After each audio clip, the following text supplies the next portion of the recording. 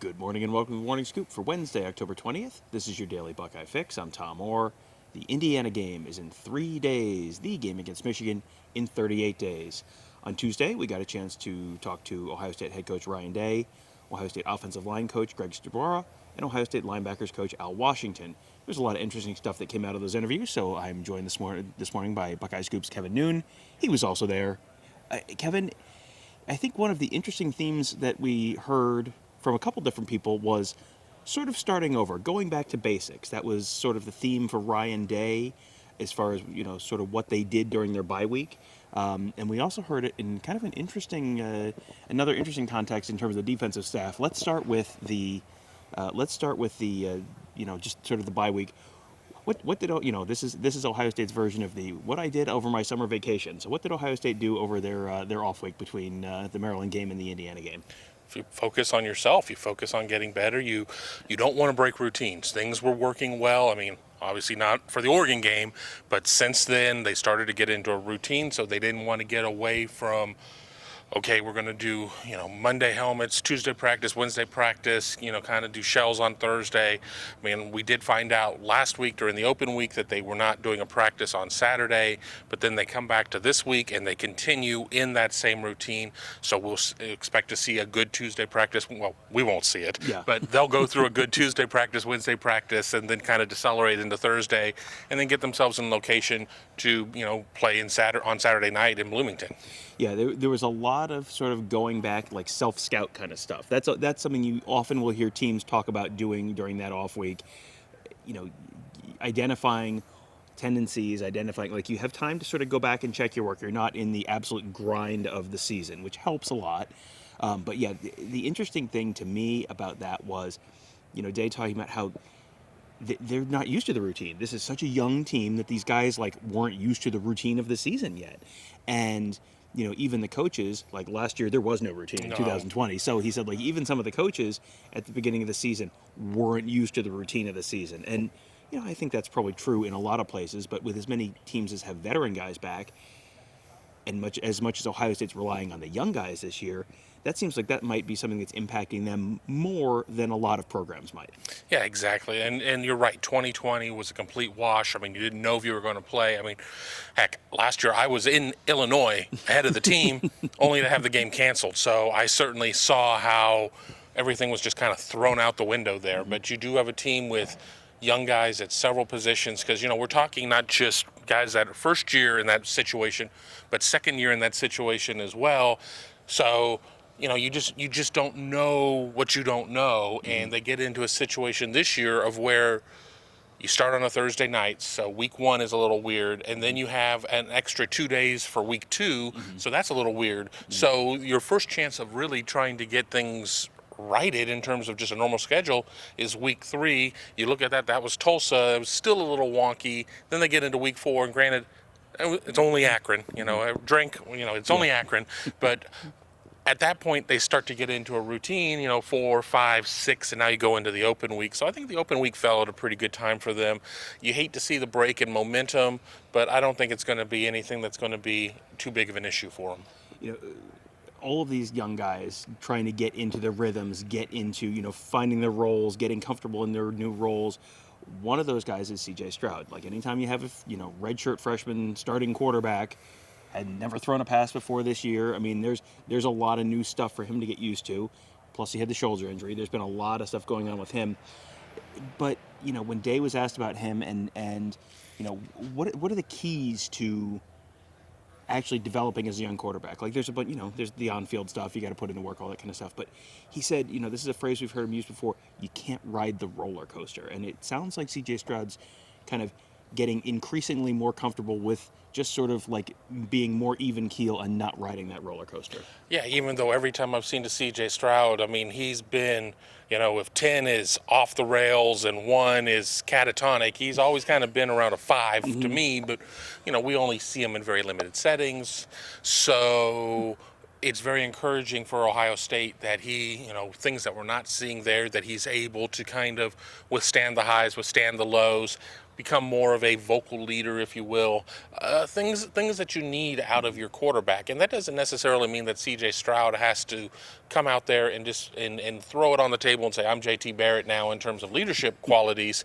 But you do need your quarterback to be one of the leaders out there, even more so than just leading by example. I think that of anything in terms of positions, you need your quarterback to find his voice, and I think that voice is starting to come through. Yeah, and that's easier once you've started to throw passes, started to throw touchdowns, started to win games, started to win the Big Ten Freshman of the Year award every single week. Like that being a leader is a lot easier once you have a little bit of an on-field track record, which can only come with playing. One other quarterback that I feel like we ask about him like every 2 weeks or so, and it's something that everyone always wants to know. So give us a Quinn Ewers update. He ain't ready yet. I mean, but to go into more details there, and we do. I mean, through a lot of our live shows, we have subscribers and friends of the show that are always asking about him. He's getting there, but remember, he didn't have a spring practice with Ohio State. Heck, he didn't have a summer practice. He came in, he came in during fall camp multiple days in. So it wasn't a situation of where he had the opportunity to learn to be a college football player. He didn't have a lot of time to learn to be a college student. I mean, he got thrust right into that situation. So not having all of that, having one less season of high school football, and I know that there are guys on the team like Trevion Henderson who didn't have a senior season, but they had the benefit of a lot of time on the Ohio State campus to make up for some of that deficiency. So I think it was a real big ask to expect Quinn to come in here and be taking snaps away from the number 2 or the number 3 quarterback. Ryan Day did say, maybe come bowl practice over the winter, things will finally be there. But ultimately, I see a lot of issues if they were to try and thrust him in there right now, especially if he's not ready. You need to sit there and, I know everybody's very excited about him. I know he's got all these NIL deals and everything else. Be patient, Buckeye fans. It'll work out. Yeah, he's the answer has been very consistent from Ryan Day. It's not like, well, he's kind of close. It's like he's not ready. He's not ready. And I mean, it makes sense when you think about it. He should be a senior in high school. This is a pretty good Big Ten. Like this is, and he got here very, very late. Like you have seen guys sort of enroll a year early, like JT Daniels did that, or not the kid at South Carolina a million years ago who ended up transferring. Anyway, doesn't matter. We're not here to talk about South Carolina football. That's a tough transition for a guy, and then you add in coming over the summer. It's like you understand why the answer is what the answer is. One of the things that is sort of a common thread through a lot of these press conferences, the themes of the day are shaped around who you're talking to, which makes sense. Right. So we talked to Greg Studrawa today, and that meant there was a lot of offensive line talk. One thing that I thought was kind of interesting, you were talking earlier about the routines, and you're finally getting into the routine for the Tulsa game. Well, not exactly, because we had seen Greg Studrawa was not at the Tulsa game, and we'd heard sort of back issues and back surgery. He coached most of that week, but then had surgery on like a Thursday and was out till the next Monday. And he had, was asked like, so what was it like watching a game on TV? And had a very, Stud is a wordsmith in a lot of ways, and just tell us about what was that like for Greg Studrawa to have to watch a game on TV. Frustrating, I think, is about the best way I can put it. But reaching for his phone, calling numbers that were not going to be answered because the game was going on, probably some very flowery language going on.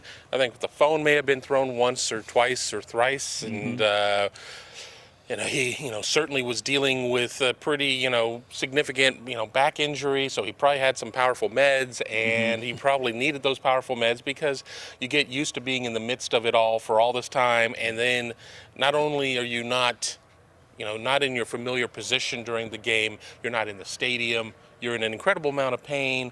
You're dealing with a quote-unquote bleeding back. I mean, I couldn't imagine a bigger hell than what he was going through at that point. Yeah, that doesn't sound like a lot of fun the way he was describing it. And, this is not the first time Ohio State's had a coach like this. Ryan Day had missed a game last year. You had, I think, other assistants miss games at various points last year. But, the good piece of that is that because of all the nonsense that everyone had to go through last year, well, now they have the infrastructure in place to actually be able to accommodate that. Like, Right. if coaches aren't there, they have figured out all the stuff you needed to figure out. So now, Greg Studrawa said he was in the recovery room after surgery, and he's on his iPad, like zoomed into a meeting and like talking to the lineman, like as he's in the recovery room after surgery.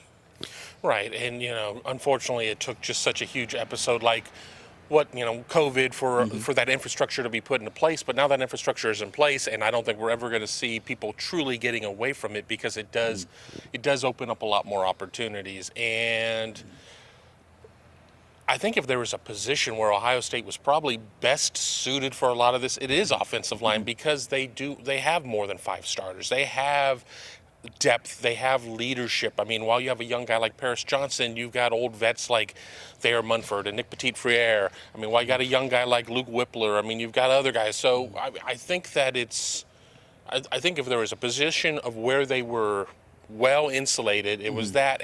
And they didn't really talk about Parker Fleming, but Kennedy Cook. Kennedy Cook, I'm sorry. Kennedy Cook is, he's been a great GA, and I think that his ability to really work with that unit has, paid off. And while you don't want to be without your position coach, having Kennedy there certainly was a good situation for them. Yeah, and you talked about some of the older guys. Let's talk about Matt Jones. Matt Jones was, a big topic of conversation because he is that 6th offensive lineman.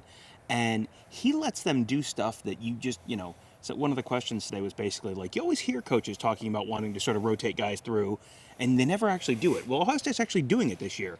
And it sounds like that's a function of Matt Jones. Like, Matt Jones was the number 1 center in his class. This is not like someone who's, come out of nowhere to do this. But it sounds like there was a lot of off-field stuff he had to just sort of work through and just put in the work and get used to, what you had to do, be prepared. And once that happened, he's turned into like a really valuable piece for this offensive line now.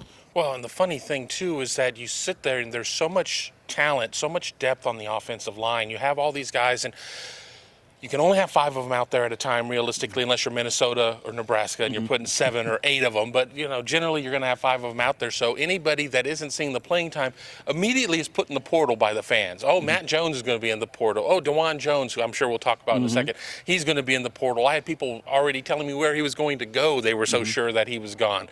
But, Matt Jones, maybe a little unheralded as a recruit, despite being ranked pretty well. It's easy to lose track of offensive linemen, whether they're recruits or players, unless they're jumping offside or false starting or something. You generally don't think about them all that much. But now Matt Jones really creates this situation of where, if you're trying to just boil it down to your best 5, how do you have a best 5 without Matt Jones in there? Yeah, and he can slot in a couple different places. We talked to Stud about, when Dawand Jones went down, Nick Petit-Frere just kind of like raised his hand, like, I'll just move back over to right tackle, and then you just move there out to left guard and left tackle, and then Matt Jones at left guard, and boom, all set. And, Matt Jones is also serving as the backup center. That's something that Stud talked about. He hasn't played in games. They've always had Toby Wilson in there with the second team because he doesn't want Matt Jones to get hurt on some stupid play when they're up by 50 points. So he said he's been working on it a lot in more controlled situations and practices just to, get those reps with snaps and all that kind of stuff. But he doesn't want to put him in a chance where, he gets hurt on some stupid play that doesn't mean anything late in the game. So right, like Demetrius Knox did, like in the final series against Michigan one year. Yep. Yeah, that was the last. That was in 2018, and they were, it was like the last touchdown they scored or something. Demetrius Knox had a Liz Frank injury in his foot, and then Wyatt Davis had to go into the play the Rose Bowl. So, yeah, that was you don't want to have you don't want an injury, but you definitely don't want a stupid unnecessary injury. Right. So that makes sense. Dawand Jones, I mean, he has been this revelation this year for Ohio State. He was someone who, when we had a line in our heads that this is what the offensive line was going to look like, he was the one who was not in there. And then he's been great. I mean, he's graded out well. It sounds like he's been grading a champion semi-consistently, and those, the public-facing, PFF type grades, he's generally grading out pretty well on those. But, for him, it was never a question of does he have the size? Yes, he has the size. And does he have the athleticism? Yes, he has the athleticism. It's been more a question of, does he love football enough to really put in the time and put in the work? And, I think it was Ryan Day was asked, when did you know that he really was bought in on football and was like, yeah, about a year ago. Like, Yeah. he had been here as an Ohio State football player for a while, and it was like, there was still a little touch and go maybe in terms of how bought in he was. But, Dawand Jones is just like, he's one of those players that everyone just loves because he's like I think we were told a couple weeks ago it was the biggest jersey that Nike had ever made was Dawand Jones's jersey. So, but he is, it seems like he has gone from basketball player who also plays football to he's a football player now. I know, but I am here for Big Thanos, Dawand Jones, to suit up for a game in February for Chris Holtmann and the Buckeyes. I'm here for that, but I don't think we're going to get to see that. No. I don't think that Ryan Day and Greg Studrawa are going to want any backtracking on all the effort and all the work that has been put in with Dawand Jones to get him where he's at right now. But yes, he was somebody who, I've watched the highlight videos of his basketball, and it's pretty impressive. I mean, no, he's no Spud Webb or anything in terms of there, but the fact that he can bring the ball up the court, just, he has a shot. He's just not somebody who hangs out in the paint and just, throws elbows. I mean, he's a skilled basketball player, and it was a matter of being able to get the buy-in that you could be a really good football player. And as I'd said earlier, I mean, he was somebody that I had heard from multiple people, yeah, he's gone. I mean, don't count on seeing him in 21. He's not going to get his opportunity. And then once everything kind of shook out, he moves into right tackle, and he's, played very well. PFF has had him ranked pretty well. Some of these other stats have had him ranked really well. And from everything that Stud told us, Ohio State has him ranked really well. Yeah, I mean, they have other guys. This is not he's playing because they have, he has to play. He's playing because they want him to play. They have five other guys. They could very easily just slide Matt Jones in at left guard, kick Munford back out to left tackle, Petit-Frere over to right tackle. Like, Dawand Jones has earned that spot in the starting lineup. A couple quick injury updates. Cam Brown, Haskell Garrett, they, didn't go into any details. It was like, do you expect to get them back this week? Yes. Okay, there's the answer on that. The last person we talked to was linebackers coach Al Washington. It feels like it's been a while since we talked to Al Washington. It's been a minute. He has had a very interesting room because he had the departures in the span of 5 days or 6 days of Dallas Gant and Kayvon Pope, and that is the kind of thing that could really create major issues in the linebacker room. It sounds, I mean, at least based on what Washington told us, like that didn't create an issue. Everything was kind of just forward focused in that room, and he said I love Kayvon. He's still they're still trying, communicates with them, and so it sounds like that didn't go down exactly the way you would want it to go down, but it sounds like that that has not caused any sort of long-term issues in that room. Right, and that's a big thing with a room that is so thin. But, and you lose two guys that have waited their time, and, you expect them to come in and be leaders of the room. And, they go in they decide that they need to go find other opportunities. It'd be very easy for that room to fall apart. And it didn't fall apart. And, everything that was said was very positive. I mean, you still have guys like Taraja Mitchell who are there who can provide leadership in the room. But, they weren't making any, they weren't dancing around the issue that they're very thin in terms of the number of scholarship guys. Reed Carrico, a true freshman, he's getting close to maybe being ready to start seeing some playing time. But, of these next 6 games, 4 of them are really huge. So I don't know if that's the time you are going to be able to trot somebody out for their first collegiate action. But yeah, they're the numbers are small. But Ohio State's linebacker room, despite all the reports out there that say otherwise, didn't fall apart. Yeah, and you mentioned 6 scholarship linebackers. One of them is Reed Carrico, who really has not played except maybe on special teams. And then the Paula Teote, who's a transfer from USC. Missed a bunch of time this summer because they didn't want to give him a ton of reps because it was like, is the NCAA going to rule him eligible or not? So, he was kind of coming from behind a little bit on that front. But, Washington when we were talking to him about a couple different people said, yeah, I expect him to play more in the second half of the season. It's like, yeah, I bet you do because there's a whole bunch of reps out there. Right. Last guy I wanted to talk to you about was Steele Chambers. There's no normal pass to the field in that linebacker room for some reason. Taraja Mitchell waited 3 years and now is a captain. Paula Teote transfers. You have Tommy Eichenberg and Cody Simon, who really didn't play a whole heck of a lot and now are starters now. And then you have Steele Chambers, who was a running back until 4 months ago, Right. and is now, every time we talk to someone about Steel Chambers, they talk about how instinctive he is. And Al Washington was asked, when did you know Steel Chambers was going to be like, he's going to be okay at linebacker? And it sounds like, you might think like, oh, I don't know, week 3, week 4 was like, no, it was like one of the scrimmages over the summer. Like, he just immediately was like, oh yeah, no, that guy will be fine. Yeah, I mean, I had the opportunity to see him play in high school a little bit. I mean, he was a two-way player, as most guys are in high school, outside of a few positions. And honestly, a good number of his offers came as a linebacker. He came to Ohio State because Ohio State saw him as a running back. But even then, I said, let's slow our roll. He may end up at linebacker at some point. And then, the years start ticking by. I'm like, maybe I'm wrong. Well, I'm proven to be right on this one. But I'm going to sit there and say that I certainly had the timing wrong on it, because he is a very instinctive guy in terms of the way that he plays. I mean, I just think that he has the opportunity to be more unique at linebacker than he had at running back, just based on Ohio State's running back recruiting and everything else. And I certainly think that Steel Chambers could be a very successful running back at a different program, but it just wasn't going to work out at Ohio State. But you don't want to bring somebody in, then 2 weeks in, it's like, okay, well, we're moving you, because that kind of stuff reflects in recruiting. It looks bad. So he needed to kind of come to that decision. But, stranger things have happened. We also saw Zach Boren move from fullback to linebacker. So, things happen through the years. So it's not like it's something that's completely unprecedented, but it's certainly rare. Yeah, and it's a little bit unprecedented, or almost unprecedented, for someone to come in and have that kind of immediate impact.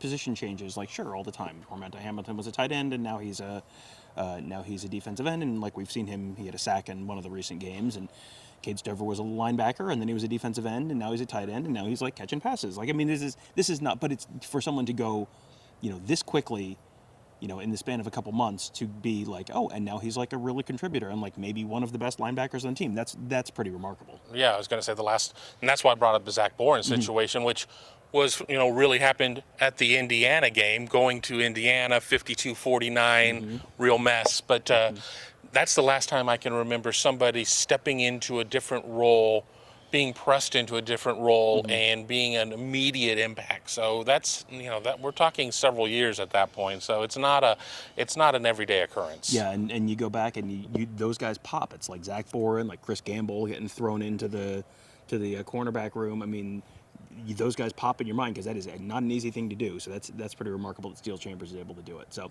speaking of the Indiana game, guess where we're going to be this weekend? Indiana. You're not going to believe it, but we are going to be in Indiana. I'm so excited. That's the first time anyone's ever said those words in that order before. We will be in Indiana Friday afternoon for to start our coverage of the Buckeyes and the Hoosiers. We'll be in Bloomington Friday evening and do a little Scoop Eat segment. A Scoop Eat segment from Bloomington? Yeah, we'll do a Scoop Eat segment. We're planning on doing a little live Friday night show that's sort of turned into a new thing that people seem to enjoy. So we'll probably do a live Friday show, pregame show on Saturday, full coverage of the game at BuckeyeScoop.com, and then, of course, our post-game coverage afterwards as well. So that should be fun. Make sure you subscribe to our YouTube channel at youtube.com/BuckeyeScoop. If you're watching this on YouTube, just hit that bell. That'll subscribe you to our channel, and you get notified every time we start doing live interviews. We'll have more live interviews Wednesday night. We're going to be we get to talk to a bunch of Ohio State players Wednesday night, and then we'll have all those live shows, pre- and post-game shows, interviews after the game, all that good stuff, all at youtube.com/BuckeyeScoop. That'll do it for today. Thank you guys all for joining us. Have a great day. We'll talk to you tomorrow.